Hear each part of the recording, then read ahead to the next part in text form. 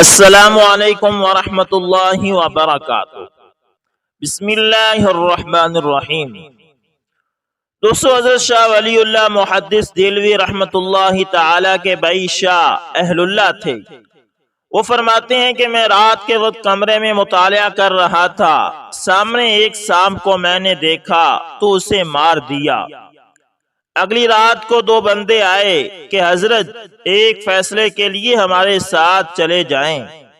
وہ مجھے جنگل لے گئے، وہاں بڑی مخلوق بیٹھی تھی۔ میں سمجھ گیا کہ انسانوں کی مجلس نہیں بلکہ جنات کی مجلس ہے۔ ایک شخص مدعی بن کر کھڑا ہو گیا اور کہا کہ قاضی صاحب، اس انسان نے میرے بھائی کو مارا ہے، مجھے اپنا حق چاہیے۔ شاہ اہل اللہ صاحب کھڑے ہو گئے کہ میں نے آج تک کسی کو نہیں مارا۔ مدعی نے کہا کہ تمہارے گھر میں جو سانپ آیا تھا وہ میرا جن بھائی تھا۔ حضرت شاہ اہل اللہ نے کہا کہ میں نے ابو داؤد شریف میں ایک حدیث پڑھی ہے کہ جس نے اپنی شکل تبدیل کی اور خطرناک شکل میں وہ مارا جائے تو اس کا خون معاف ہے۔ میں نے اسے سانپ سمجھ کر مارا تھا، نہ کہ جن سمجھ کر۔ اس پر جنات کے قاضی صاحب نے فیصلہ شاہ اہل اللہ کے حق میں دیا۔ قاضی صاحب نے کہا کہ یہ حدیث میں نے اپنے کانوں سے رسول پاک صلی اللہ علیہ وسلم سے سنی تھی، پھر انہیں باعزت طور پر بری کر دیا۔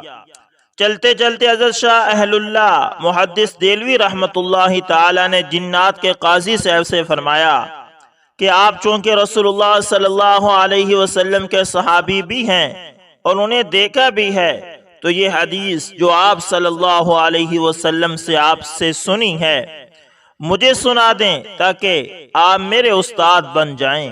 اللہ اکبر۔ دوستو، اسی طرح دیوبند کا ایک واقعہ ہے کہ میدو پلے دار نے ایک مرتبہ حضرت مولانا حسین احمد مدنی رحمت اللہ تعالی کی دعوت کی اور وقت پر حاضر ہو کر عرض کیا کہ حضرت کھانا تیار ہے، تشریف لے چلیے۔ حضرت کے یہاں اس وقت مہمانوں کا بہت زیادہ ہجوم تھا اور حضرت کسی کام میں مصروف تھے۔ آپ نے اس سے فرمایا کہ میرا اس وقت جانا نہیں ہو سکتا، تم کھانا یہی بھیج دو۔ چنانچہ میدو دیگ لے کر حاضر ہو گیا۔ دوسرے دن نماز فجر کے بعد حضرت رحمت اللہ تعالی خلاف توقع اور اچانک میدو کے مکان پر پہنچ گئے اور دروازے کی کنڈی جا کھٹکائی۔ میدو نے دروازہ کھولا تو دیکھتا کیا ہے کہ حضرت مدنی رحمت اللہ تعالی بذات خود دروازے پر کھڑے ہیں۔ وہ بیچارہ کچھ مسرت اور کچھ شدت تاثر سے رونے لگا اور آپ کو مکان میں لے گیا۔ حضرت نے فرمایا، بھائی تم غریب آدمی ہو، میں نے کل تمہارے یہاں آنے سے اس لیے انکار کر دیا تھا کہ تم خواہ مخواہ زیر بار ہو جاتے، یعنی میرے ساتھ تو بہت زیادہ لوگ تھے، اگر وہ بھی میرے ساتھ آ جاتے تو آپ کو مشکل ہوتی۔ دوسری اسی طرح حضرت مولانا احمد علی لاہوری رحمت اللہ تعالی کا تعلق ایک سکھ گھرانے سے تھا۔ آپ ابتدائی جوانی میں مسلمان ہو گئے اور دارالعلوم دیوبند میں داخلہ لے لیا، حتیٰ کہ آپ دورہ حدیث کے درجے تک پہنچ گئے۔ حضرت لاہوری رحمت اللہ تعالی اپنے نکاح کا واقعہ خود سنایا کرتے تھے کہ جب میرے سسر کو ان کے گھر والوں نے کہا کہ اب ہماری لڑکی جوان ہے، اس لیے مناسب رشتہ تلاش کر کے نکاح کر دینا چاہیے، تو وہ پنجاب کے مدارس کے دورے پر نکلے تاکہ انہیں اپنی بچی کے لیے کوئی عالم فاضل نوجوان مل سکے۔ چلتے چلتے وہ دارالعلوم دیوبند پہنچ گئے۔ جب انہوں نے دورہ حدیث کی کلاس کو دیکھا تو ان کی نگاہیں میرے اوپر ٹک گئیں۔ شیخ الہند حضرت مولانا محمود حسن رحمت اللہ تعالی نے بتایا کہ یہ سکھ گھرانے سے تعلق رکھتا ہے اور مسلمان ہو کر ہمارے پاس علم حاصل کر رہا ہے۔ انہوں نے پوچھا کیا یہ شادی شدہ ہے؟ شیخ الہند رحمت اللہ تعالی نے فرمایا نہیں۔ پھر مجھ سے پوچھا کیا تم شادی کرنے کے لیے تیار ہو؟ میں نے عرض کیا حضرت میں مسلمان ہوں اور میرا سارا خاندان کافر ہے، اب مجھے اکیلے کو کون اپنی بیٹی دے گا؟ انہوں نے فرمایا کہ اگر کوئی اپنی بیٹی آپ کو دے دے تو آپ کی کیا رائے ہے؟ میں نے کہا حضرت میں اس سنت کو ضرور ادا کروں گا۔ چنانچہ میرے سسر صاحب نے فرمایا کہ کل عصر کے بعد نکاح ہوگا۔ اس کے بعد میں اپنے دوستوں کے پاس آیا اور انہیں بتایا کہ کل میرا نکاح ہے۔ ایک دوست نے کہا جی آپ کے کپڑے بڑے میلے ہیں، آپ اسی سوٹ کو دھو کر دوبارہ پہن لیں۔ میں نے اپنے دوستوں کی بات مان لی، چنانچہ میں نے اگلے دن دھوتی باندھ دی اور کپڑوں کا ایک ہی جوڑا تھا جو میں نے پہنا ہوا تھا اس کو دھو لیا۔ موسم سردی کا تھا اور اوپر سے آسمان ابرآلود ہو گیا۔ عصر کا وقت آ گیا۔ میں نے مسجد کے ایک طرف کپڑے ہوا میں لہرانے شروع کر دیے اور ساتھ ہی دعائیں بھی مانگنی شروع کر دی کہ اے اللہ ان کپڑوں کو خشک فرما دے، جبکہ موسم کی خرابی کی وجہ سے کپڑے خشک ہونے پر نہیں آ رہے تھے، حتیٰ کہ عصر کی اذان ہو گئی۔ چنانچہ میں نے سردی کے موسم میں گیلے کپڑے پہنے اور مجمع میں آ کر بیٹھ گیا، لیکن میرے سسر کا دل بھی سونے کا بنا ہوا تھا کہ ان کی نظر ان چیزوں پر بالکل نہیں تھی۔ انہوں نے دیکھا کہ کل بھی یہی کپڑے تھے اور میلے تھے اور آج بھی وہی کپڑے ہیں اور اس کے پاس کوئی دوسرا جوڑا بھی نہیں۔ اس کے باوجود انہوں نے نکاح کر دیا اور کچھ عرصے کے بعد رخصتی بھی ہو گئی۔ ابتدائی دنوں میں میرے اوپر فاقے آئے کیونکہ میں طالب علم تھا، تازہ پڑھ کر فارغ ہوا تھا، کمائی کا کوئی ایسا سلسلہ بھی نہیں تھا، کبھی کھانے کو ملتا اور کبھی نہ ملتا۔ کچھ عرصہ تک میری دلہن میرے گھر رہی، اس کے بعد وہ اپنے والدین کے گھر گئی تو اس کی والدہ نے اس سے پوچھا بیٹی تو نے اپنے نئے گھر کو کیسے پایا؟ فرماتے ہیں کہ میری بیوی بڑی نیک اور پاک عورت تھی، اس کی نظر ان فانی چیزوں پر نہیں تھی۔ چنانچہ اس نے اپنی والدہ سے کہا اماں میں تو سمجھتی تھی کہ مر کر جنت میں جائیں گے، لیکن میں تو زندگی میں ہی جنت کے اندر پہنچ چکی ہوں۔ اللہ اکبر۔ دوستو اسی طرح محقق العصر استاد المناظرین حضرت مولانا دوست محمد قریشی رحمت اللہ تعالی عموماً یہ واقعہ بیان فرماتے تھے کہ جب میں جامعہ اسلامیہ ڈھابیل میں بغرض داخلہ حاضر ہوا تو منتظمین نے فرمایا تعلیمی داخلہ تو مل جائے گا مگر رہائشی داخلہ نہیں مل سکتا کیونکہ تعداد کافی ہو چکی ہے۔ حضرت قریشی صاحب رحمت اللہ تعالی فرماتے ہیں کہ میں بڑا پریشان ہوا کہ کہاں ضلع ڈیرہ غازی خان حضرت کا آبائی علاقہ یہ ہے اور کہاں بمبئی کا علاقہ ڈھابیل۔ بہرحال اسی پریشانی کے عالم میں بعد نماز عصر مسجد کے باہر بیٹھ گئے، طلبہ سیر و تفریح کے لیے جامعہ سے باہر نکل گئے۔ ایسے میں ایک بوڑھی خاتون میرے قریب آئی اور کہنے لگی بیٹا شکل و شباہت سے تو تم کسی اچھے خاندان کے محسوس ہوتے ہو مگر پریشان بیٹھے ہو، کیا وجہ ہے؟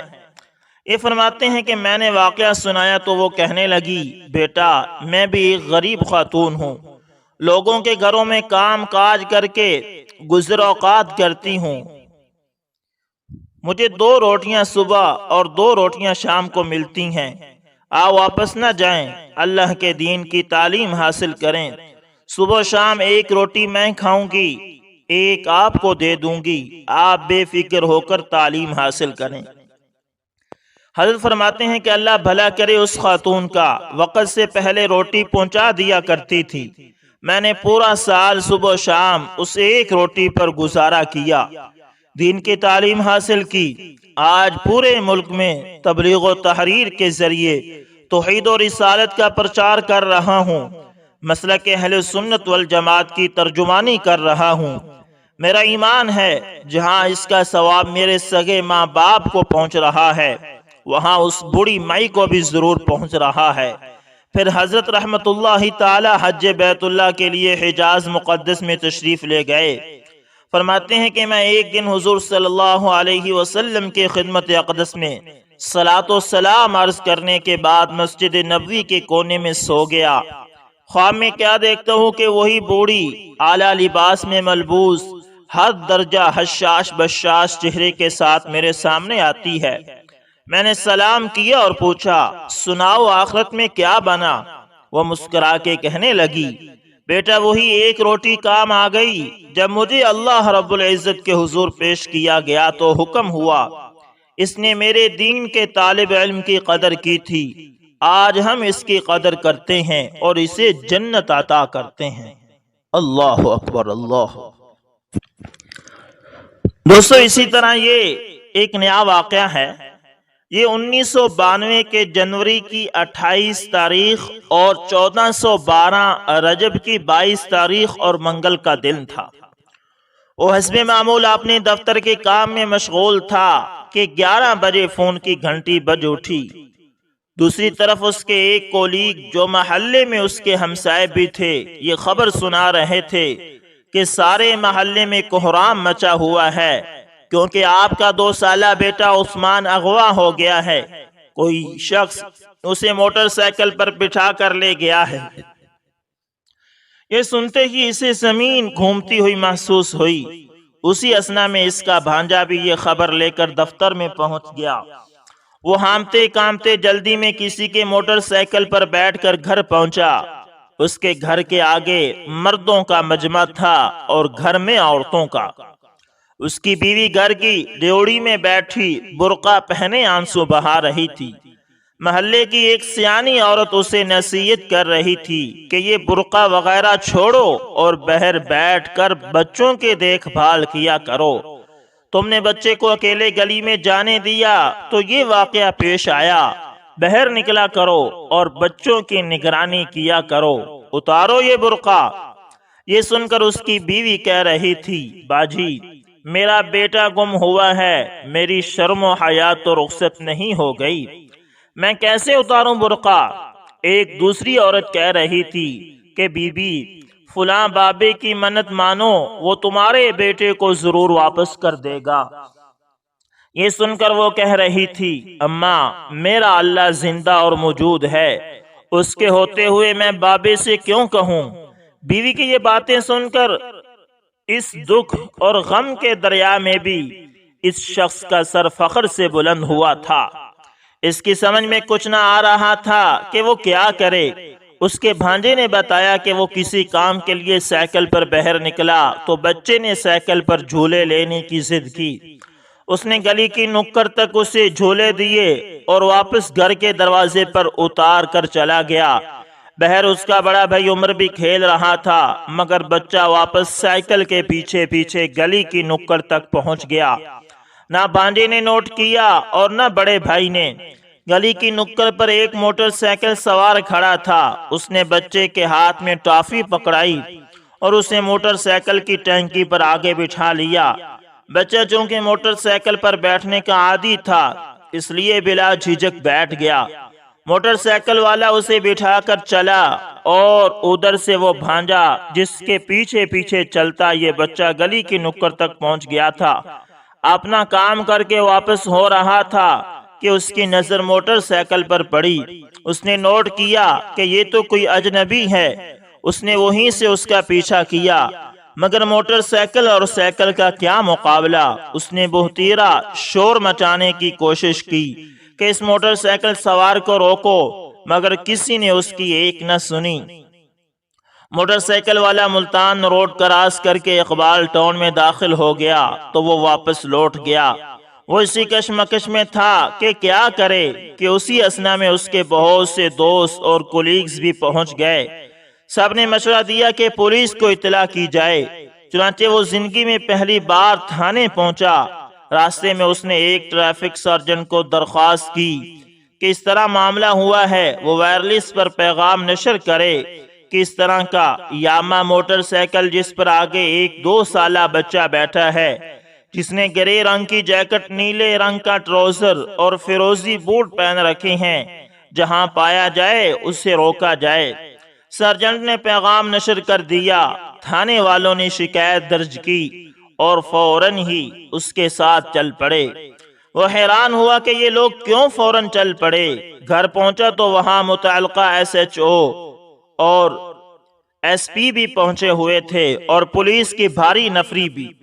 یہ تو اسے بعد میں معلوم ہوا کہ یہ لوگ اس کی درخواست پر فوراً نہیں چل پڑے تھے، بلکہ جب سارجنٹ نے وائرلیس پر پیغام نشر کیا تو ڈی آئی جی انٹیلیجنس نے اپنے دفتر میں اسے سنا تو اس نے ہدایات نشر کی کہ فوری عمل کیا جائے۔ پولیس والے تو اصل میں اس ڈی آئی جی کے کہنے پر بھاگے پھر رہے تھے، مگر وہ دیکھ رہا تھا کہ پولیس والے کیا کر سکتے ہیں سوائے پوچھ گچھ، اور وہ بھی گھر والوں سے۔ تماشا یہ کہ وہ نقشہ بنا رہے تھے کہ کس راستے سے موٹر سائیکل والا گیا تھا۔ وہ سوچ رہا تھا کہ مولا اس طرح بچہ کیسے مل سکتا ہے؟ وہ لے جانے والا تو نہ جانے کہاں پہنچ چکا ہوگا۔ 3 گھنٹوں میں تو وہ اسے لاہور سے باہر کہیں بھی پہنچا سکتا ہے، اور نہیں تو لاہور ہی میں کسی گھر میں چھپا لے تو کون جان سکتا ہے۔ اسی اثنا میں ظہر کا وقت ہوا تو اس نے سوچا کہ پہلے نماز پڑھنی چاہیے۔ نماز پڑھنے کے لیے وہ مسجد پہنچا۔ جماعت تو ہو چکی تھی، اس نے نماز ادا کی، بعد میں 2 نفل پڑھے اور اپنے مولا کے حضور سر سجدے میں رکھ دیا۔ زندگی میں پہلی بار اسے سمجھ آئی کہ دعا کسے کہتے ہیں اور دعا کیسے مانگتے ہیں۔ اسے یہ بھی سمجھ آئی کہ دعا پڑھنے کی نہیں مانگنے کی چیز ہے، اور اللہ سے مانگنے کے لیے الفاظ اور زبان کی بھی کوئی قید نہیں۔ دل کے اندر چھپے جذبات کو وہی تو ہے جو سب سے زیادہ جانتا ہے۔ اس کے ہاتھ اٹھے ہوئے تھے مگر وہ خاموش تھا، سارے الفاظ اس کا ساتھ چھوڑ گئے تھے، مگر اس کا رواں رواں مجسم دعا تھا۔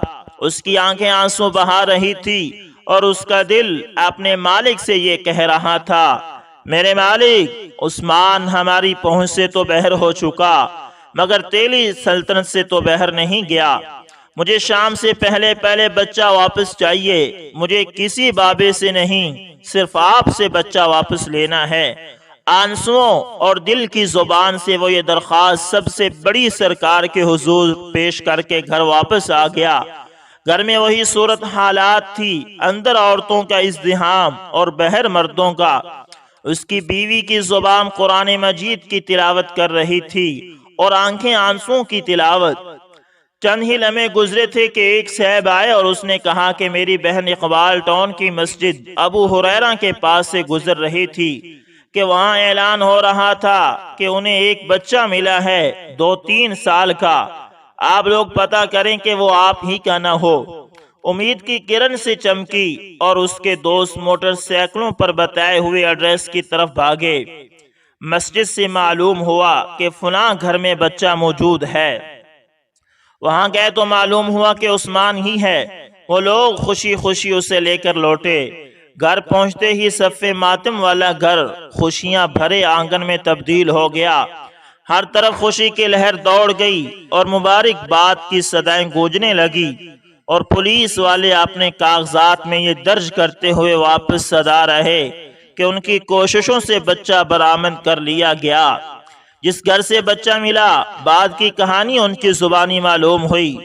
یہ لیبر ڈپارٹمنٹ کی ڈپٹی ڈائریکٹر داؤد صاحب کا گھر تھا۔ ان کا ملازم ارشد علی بخاری بہر پارک میں بیٹھا بکری چرا رہا تھا کہ اس نے دیکھا کہ ایک موٹر سائیکل سوار نے بچے کو سڑک پر اتارا اور چلا گیا۔ اصل میں آگے چوک میں پولیس ناکہ لگا ہوا تھا۔ اس شخص کے دل میں اللہ نے خوف ڈالا کہ یہ پولیس اس کے لیے ہے، چنانچہ وہ وہیں بچے کو اتار کر چلا گیا۔ پولیس نے کوئی نوٹس نہ لیا۔ ارشد نے بتایا کہ بچہ وہاں کھڑا روتا رہا۔ یہ کچھ دیر دیکھتا رہا، پھر اس نے بچے کو اٹھا لیا۔ بچہ تھوڑی ہی دیر میں اس سے مانوس ہو گیا اور اس سے کھیلنے لگا۔ کافی دیر وہ اسے پارک میں کھلاتا رہا کہ شاید کوئی ڈھونڈتے ادھر آ جائے۔ اسی اثنا میں بچے نے دودھ پینے کا مطالبہ شروع کر دیا۔ ارشد اس کو اپنے گھر اپنی مالکن کے پاس لے گیا۔ اس نے بھی بچے کو پیار کیا اور گلاس میں دودھ دیا۔ دودھ پیتے ہی بچہ سو گیا۔ اب گھر والوں نے مشورہ کیا کہ شام تک دیکھتے ہیں، نہ کوئی آیا تو کسی خیراتی ادارے کو جمع کروا دیں گے۔ اس انوکھی کہانی نے اسے زندگی میں پہلی بار دعا مانگنا سکھایا تھا۔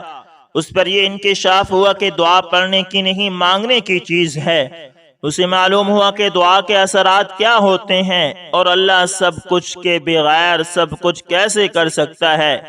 بچے کی واپسی اسباب و علل کے تانے بانے کے بغیر صرف اللہ کے اپنے نظام کے تحت ہوئی تھی۔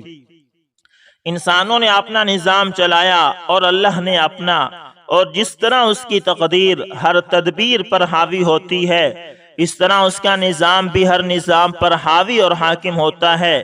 وہ آج بھی سوچتا ہے تو اسے اس سارے واقعے میں اگر کوئی سبب نظر آتا ہے تو وہ دعا ہے، اور صرف دعا، ورنہ کوئی بھی سبب نہ تھا۔ محض اللہ کا فضل، کرم، حکمت اور قدرت تھی جو کام کر رہی تھی۔ اللہ پاک نے اس کی لاج رکھی اور ساری عمر کے دکھ اور آزمائش سے بچا لیا۔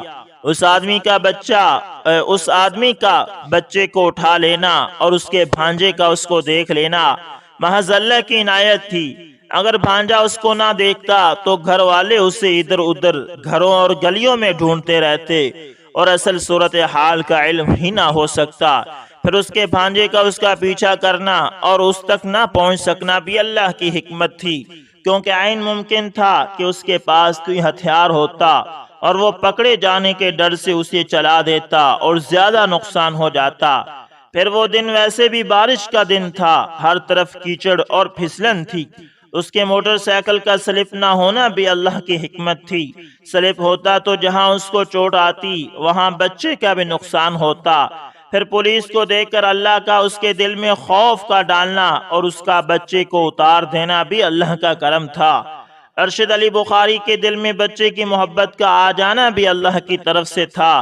اس کا اور اس کے گھر والوں کا بچے کو محبت اور پیار سے رکھنا اور کسی خیراتی ادارے کے حوالے نہ کرنا بھی اللہ کا احسان تھا۔ اس خاتون کا مسجد سے اعلان کا سن لینا اور گھر آ کر اپنے بھائی کو بتانا اور بھائی کا فوراً اس کے پاس آنا بھی اللہ کی طرف سے تھا، ورنہ مساجد میں روز بہت سے اعلانات ہوتے ہیں، کون سنا کرتا ہے؟ پولیس کا فوراً ایکٹیو ہو جانا، سرجن کا وائرلیس کر دینا، ڈی آئی جی کا نوٹس لینا اور ہدایات دینا سب اللہ کی طرف سے تھا۔ اس دن کے بعد سے لے کر آج تک اس کا پختہ یقین ہے کہ اصل میں ہمیں مانگنا ہی نہیں آتا، ہم دعائیں مانگتے نہیں پڑھتے ہیں، جبکہ یہ مانگنے کی چیز ہے۔ ہو نہیں سکتا کہ اللہ سے کچھ مانگا جائے اور وہ نہ دے۔ بچے جب لیٹ کر ماں باپ سے کچھ مانگتے ہیں تو انہیں بھی نہ دیتے ہوئے شرم آتی ہے۔ وہ تو اللہ ہے، خالق اور مالک اور سب کریموں سے کریم اور سب سے زیادہ پیار اور رحم کرنے والا، وہ کیوں نہ دے گا؟ وہ تو اپنے دشمنوں کو بھی دیتا ہے، تو پھر اپنوں کو کیوں نہ دے گا؟ لیکن اپنوں کو مانگنے کا طریقہ آنا چاہیے۔ یہ خصوصی شمارہ اسی لیے نظر قارئین ہے کہ انہیں معلوم ہو کہ اللہ کے رسول صلی اللہ علیہ وسلم کس انداز سے اللہ سے مانگا کرتے تھے۔ برائے کرم ان دعاؤں کو پڑھیے نہیں بلکہ مانگیے، اور مانگنے کے لیے ضروری ہے کہ آپ کو معلوم ہو کہ آپ کیا کہہ رہے ہیں، اس لیے ان کا ترجمہ ضرور یاد کر لیجئے تاکہ جب زبان کچھ کہہ رہی ہو تو دل نہ صرف سمجھ رہا ہو بلکہ الفاظ کا ساتھ بھی دے رہا ہو۔ اللہ اکبر، اللہ اکبر۔ دوستو، امید کرتا ہوں کہ اس ویڈیو کے اندر آپ نے بہت کچھ سیکھا ہوگا۔ یقیناً اس ویڈیو کے اندر بہت سارے واقعات ایسے ہیں جو سیکھنے اور ہماری ان کوتاہیوں کی نشاندہی کرتے ہیں جن سے ہم آج تک روشناس نہیں ہوئے، آج تک ہم نے دعائیں پڑھی ہیں، مانگی نہیں ہیں۔ تو اس ویڈیو کے اندر آپ کو بتایا گیا کہ اللہ سے دعائیں مانگی جاتی ہیں، دعائیں پڑھی نہیں جاتی۔ امید کرتا ہوں ویڈیو اچھی لگی ہوگی۔ دوستو پسند آئے تو لائک شیئر کمنٹ لازمی کریں، اور اگر آپ ہمارے channel AS information TV پر نئے ہیں تو اس کو بھی لازمی سبسکرائب کریں، اور ساتھ میں بیل کے نشان کو دبانا دوستو نہ بھولیے گا تاکہ ہر نئی ویڈیو کا نوٹیفیکیشن آپ لوگوں تک پہنچتا رہے۔ دوستو ملتے ہیں کسی نیکسٹ اچھی سی ویڈیو کے اندر، تب تک کے لیے اللہ حافظ، جزاکم اللہ خیر۔